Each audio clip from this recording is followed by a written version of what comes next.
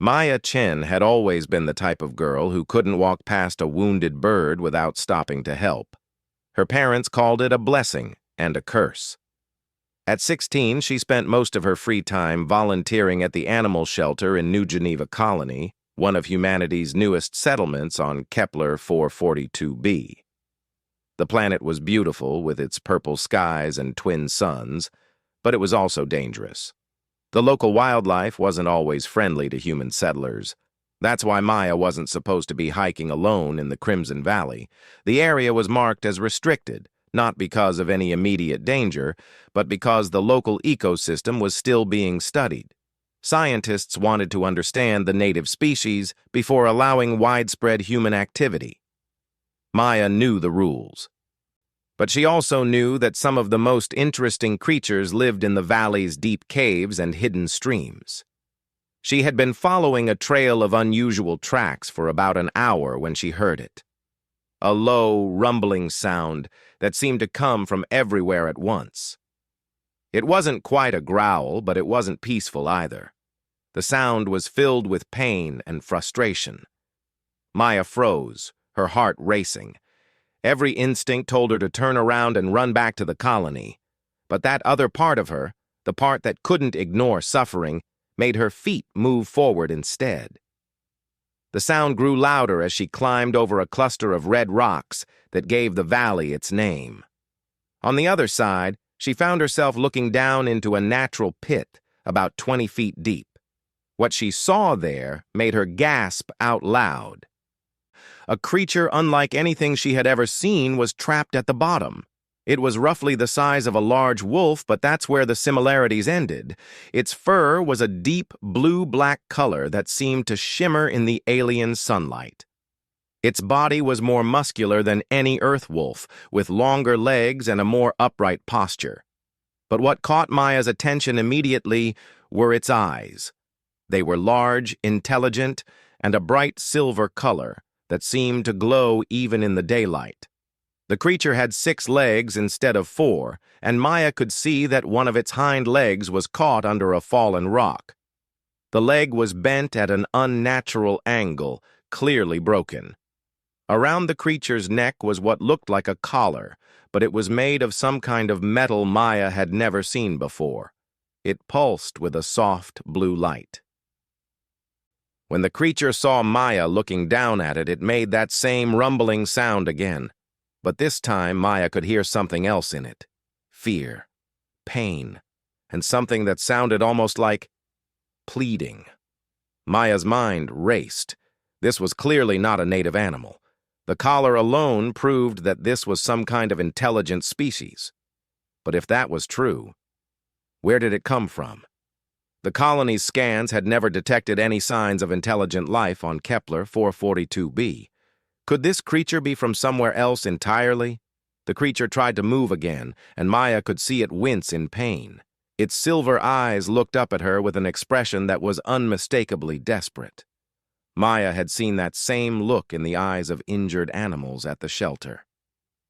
It was the look of someone who had given up hope, but was still clinging to the smallest chance that help might come.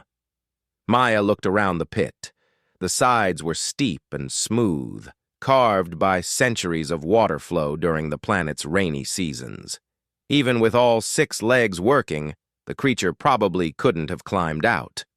With one leg broken and trapped, it was completely helpless. She could call for help.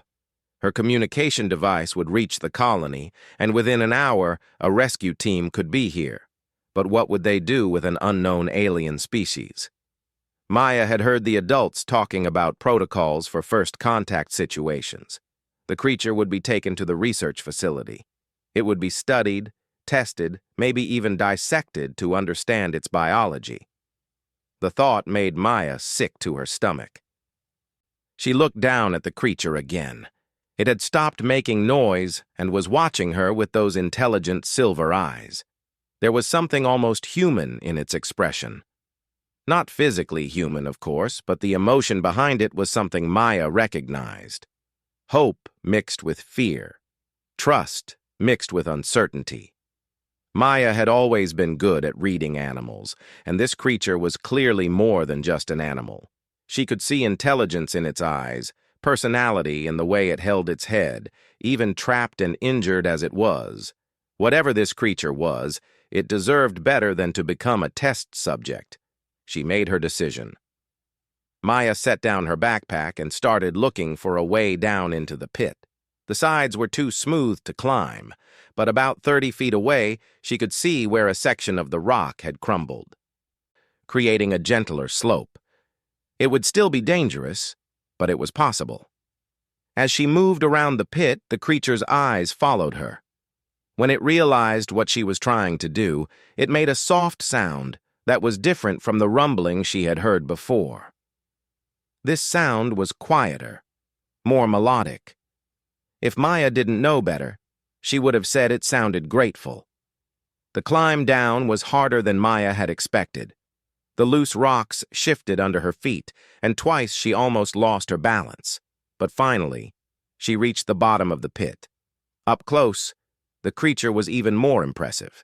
It was larger than she had thought, probably weighing as much as she did.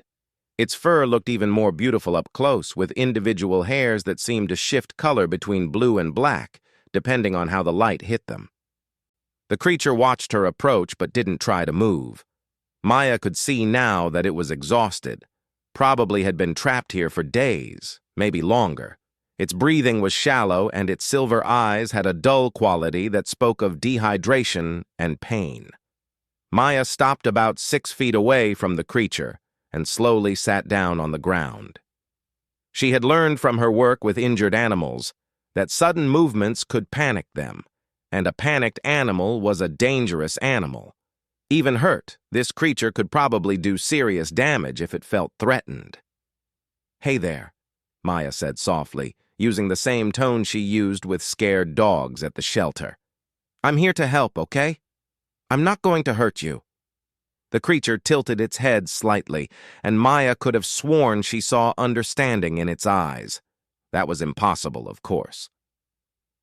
There was no way it could understand English, but something in her tone seemed to have a calming effect. Maya slowly reached into her pocket and pulled out a water bottle. She had learned to always carry extra water when hiking on Kepler 442b. The planet's thin atmosphere made dehydration a constant danger. She opened the bottle and held it where the creature could see it. "Water," she said simply, pointing to the bottle. "You must be thirsty."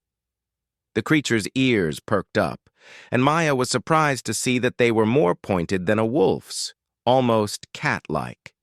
Its nose twitched, and it made a soft whining sound. Maya very slowly moved closer, holding the water bottle in front of her. When she was close enough, she tilted the bottle and let a small stream of water pour onto the ground near the creature's head. The creature immediately stretched its neck forward and began to drink eagerly. Maya continued to pour water, moving the bottle closer as the creature drank. Soon, it was drinking directly from the bottle, its rough tongue lapping at the water with obvious relief. Maya could see some of the dullness leaving its eyes as it rehydrated. When the creature had drunk its fill, it looked up at Maya with what she could only describe as gratitude. Then it made that melodic sound again, longer this time, almost like it was trying to communicate something specific. Maya looked at the trapped leg. The rock wasn't huge, but it was big enough, and positioned in such a way that the creature couldn't get leverage to move it. Maya thought she might be able to shift it if she was careful. But she needed the creature to trust her enough to let her get that close. She spent the next hour just sitting with the creature, talking to it in soothing tones, and occasionally offering more water. Gradually, the creature seemed to relax. Its breathing became deeper and more regular. At one point, it even closed its eyes for a few minutes, though Maya noticed that its ears stayed alert, constantly moving to track any sounds. As the afternoon wore on, Maya became more and more convinced that this creature was not just intelligent, but sapient. Its responses to her voice weren't just instinctual. It seemed to be actually listening to her, processing what she said even if it couldn't understand the words. When she pointed to things and named them, the creature's eyes would follow her finger and focus on whatever she was indicating. More importantly, the creature's behavior toward Maya was changing. At first, it had watched her with wariness mixed with hope. Now, it seemed genuinely comfortable with her presence. When she moved closer to examine the trapped leg, the creature didn't tense up. Instead, it seemed to understand what she was trying to do and shifted its position slightly to give her a better view. The leg was definitely broken, but Maya thought the break might not be too severe. The main problem was the rock pinning it down. If she could move the rock and stabilize the leg, the creature might have a chance to heal. But moving the rock would probably cause the creature significant pain, and there was no way to explain to it what she was trying to do. As if reading her thoughts, the creature made that melodic sound again.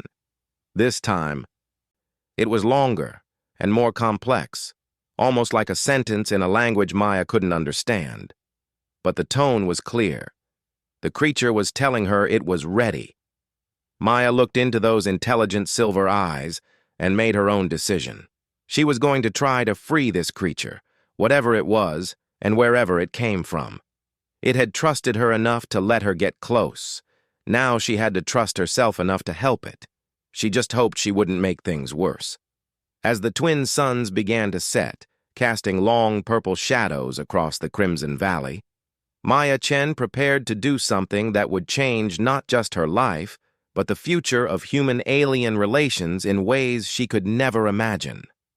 All she knew was that a living, thinking being was suffering, and she had the power to help.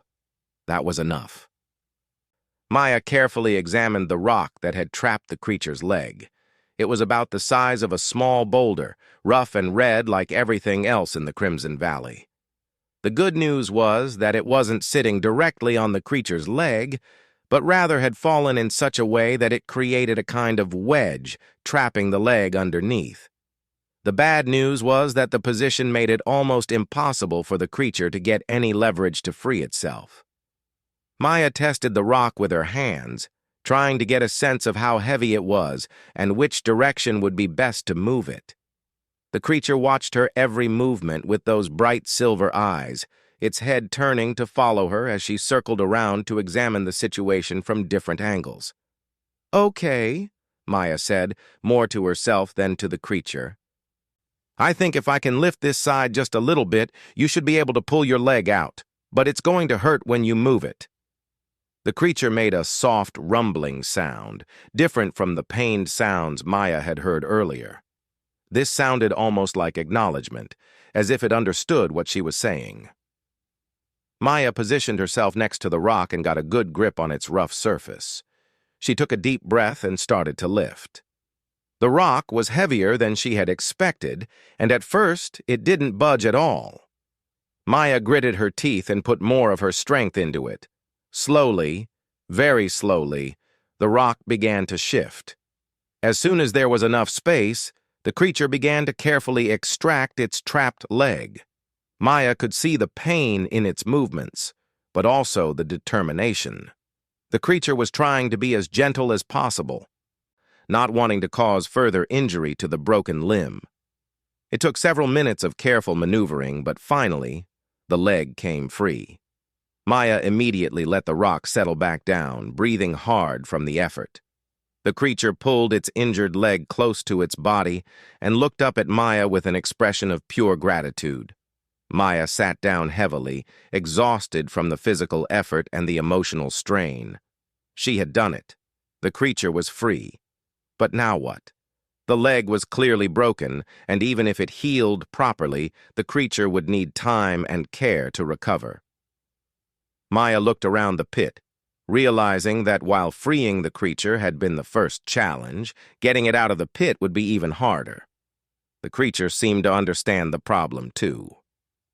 It looked up at the steep walls of the pit and made a sound that Maya thought might be frustration. Then it looked back at Maya, and she saw something that surprised her.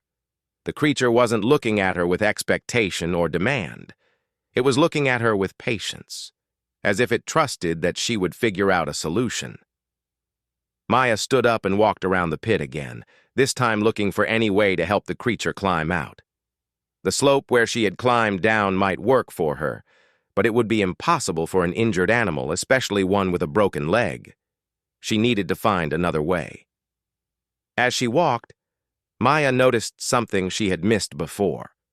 In one section of the pit wall, there were natural handholds and footholds carved into the rock by centuries of erosion.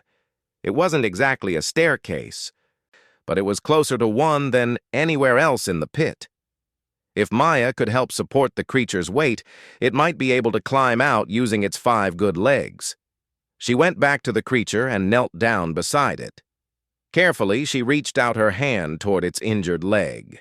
The creature tensed slightly but didn't pull away. Maya very gently touched the leg, feeling along the bone. She wasn't a veterinarian, but she had learned some basic first aid from her work at the animal shelter. The break felt clean, and while it was definitely fractured, the bone hadn't shattered. Maya thought that with proper care, it would probably heal well.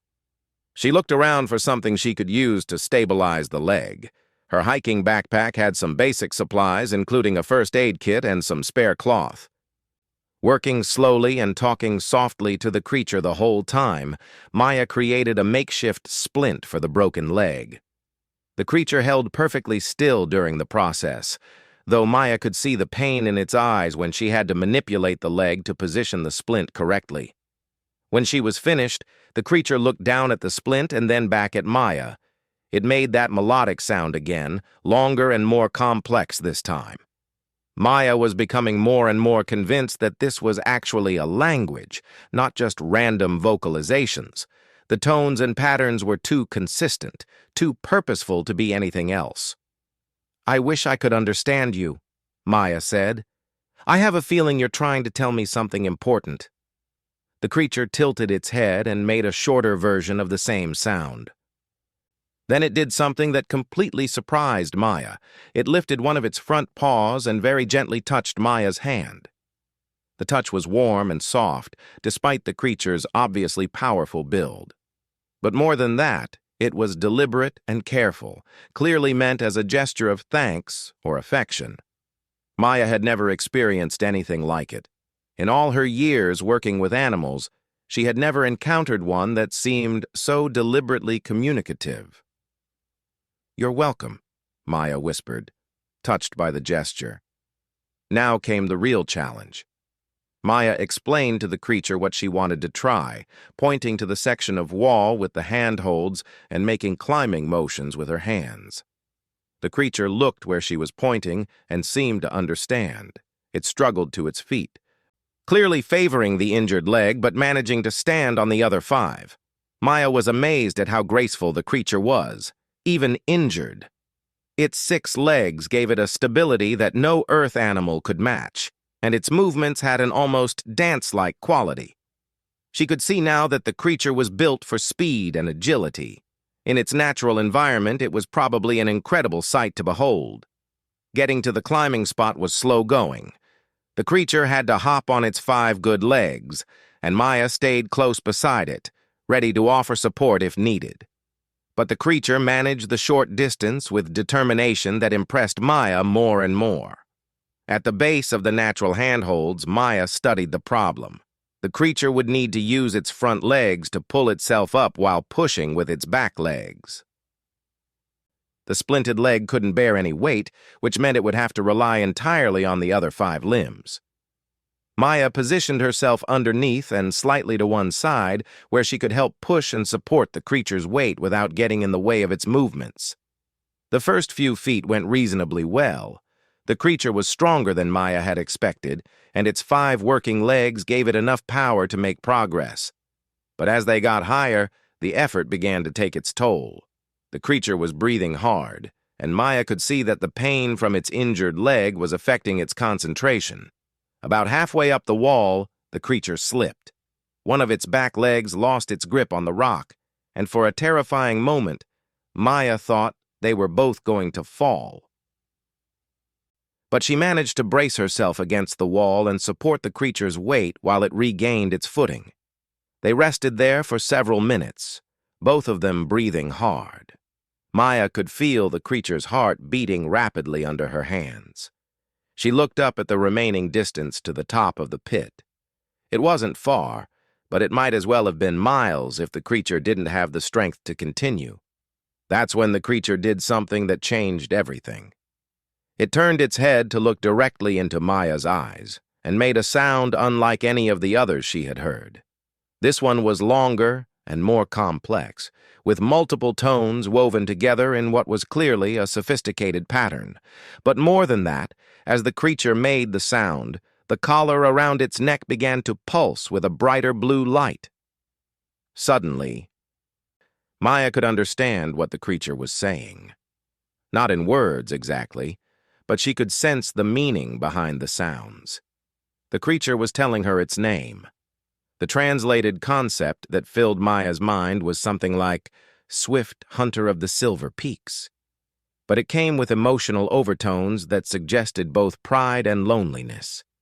Maya stared at the creature in shock. Somehow, someway, they were communicating. She could see in the creature's eyes that it was just as surprised as she was. Swift Hunter, Maya said experimentally, shortening the name to something she could actually pronounce. Is that really your name?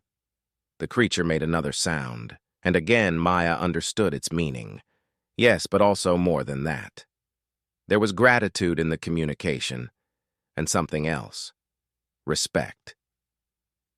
The creature was impressed that Maya had been able to receive the translation. How is this possible? Maya asked. Swift Hunter's response was more complex. The collar, Maya understood, was some kind of translation device. But it only worked when there was a strong emotional connection between the beings trying to communicate. The creature had been trying to activate it since Maya first arrived, but it hadn't worked until now, when they were both focused entirely on helping each other. Maya felt a thrill of excitement mixed with fear. She was talking to an alien, an actual intelligent alien being. The implications were staggering. But right now, all that mattered was getting Swift Hunter to safety.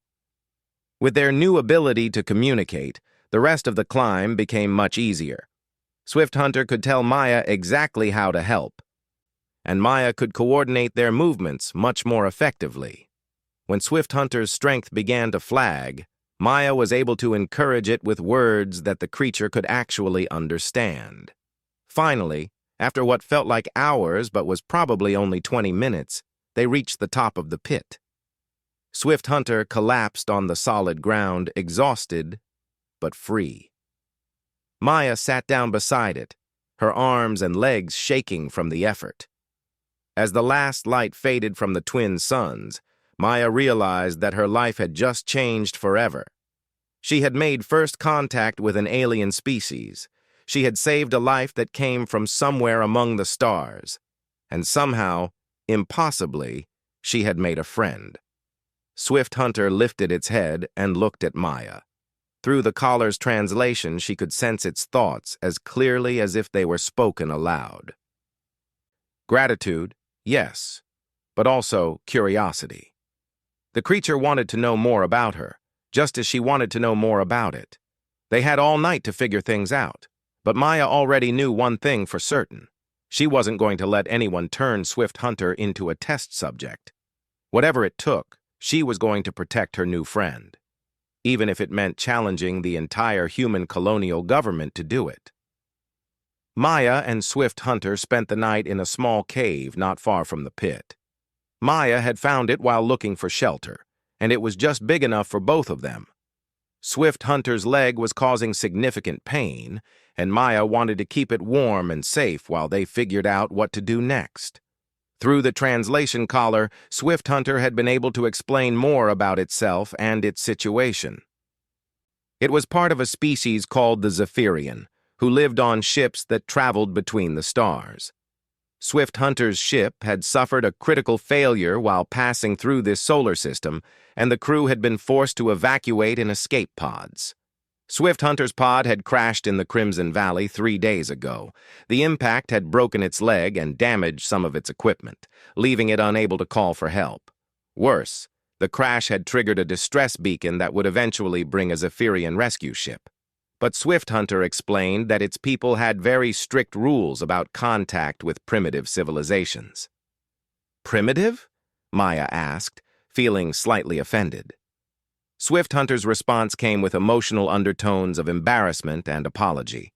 From the Zephyrian perspective, any species that hadn't developed faster than light travel was considered primitive.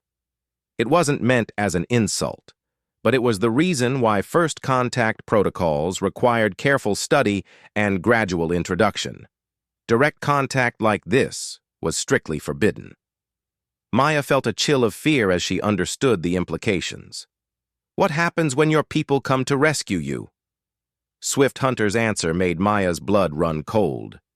According to Zephyrian law, any primitive being who had made contact with them would have to have their memories altered to remove all traces of the encounter.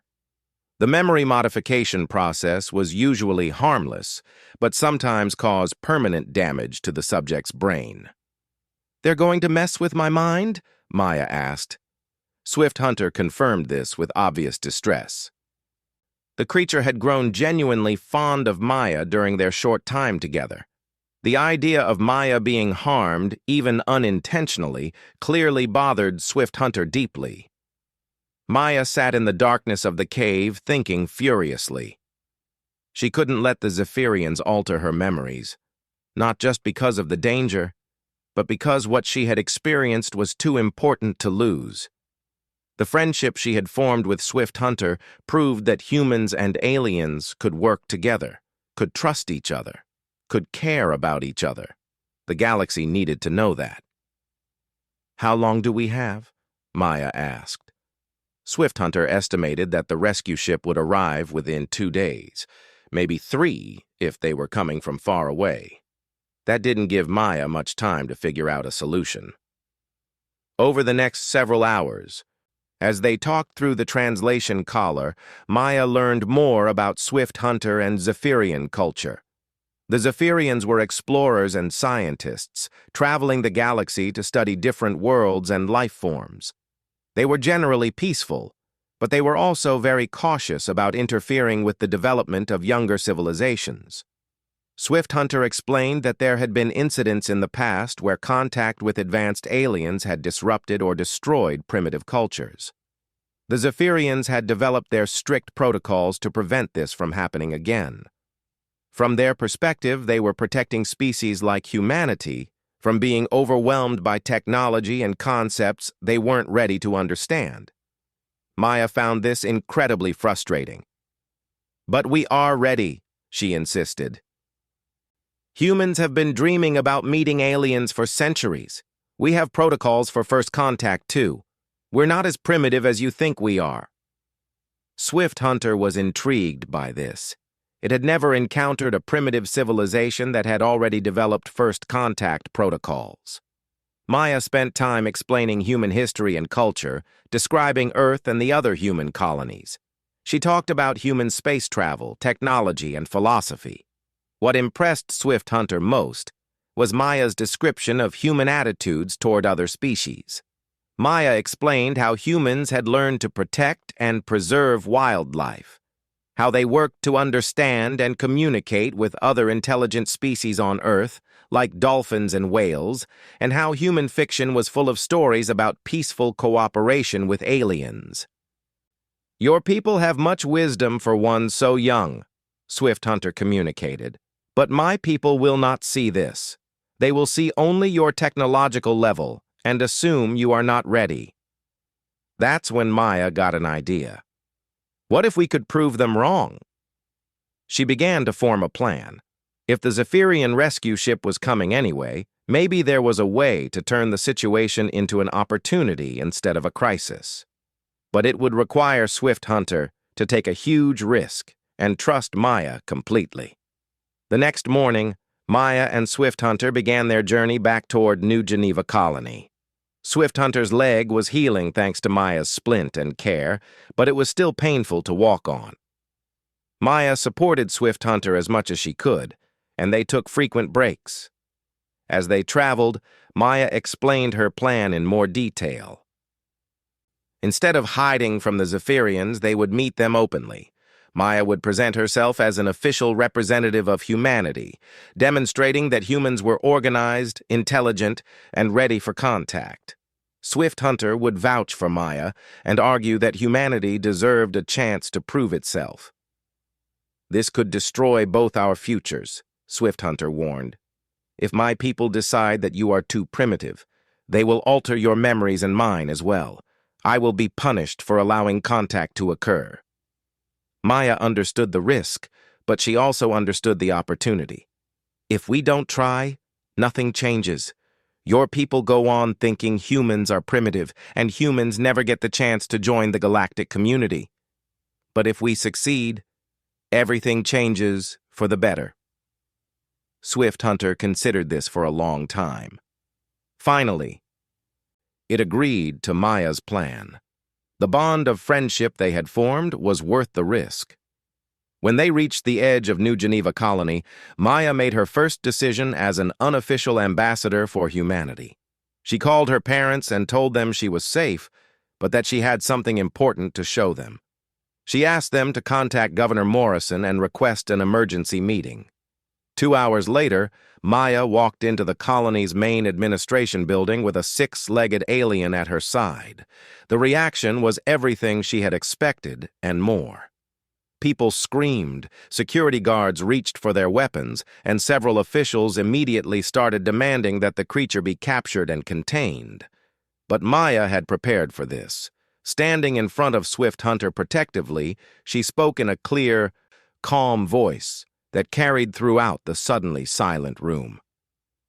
"This is Swift Hunter of the Zephyrians," she said. "It is an intelligent being from another star system, and it is my friend. In approximately 24 hours, a Zephyrian rescue ship will arrive in orbit around our planet. How that ship's crew views humanity will depend entirely on how we handle this moment." Governor Morrison, to his credit, was the first to recover from the shock. "Maya, step away from the creature slowly. We don't know if it's dangerous." "Its name is Swift Hunter," Maya repeated firmly. "And it's not dangerous. It's injured and far from home, and I've been taking care of it, just like any human would do for any other intelligent being in distress." Through the translation collar, Swift Hunter could understand everything being said.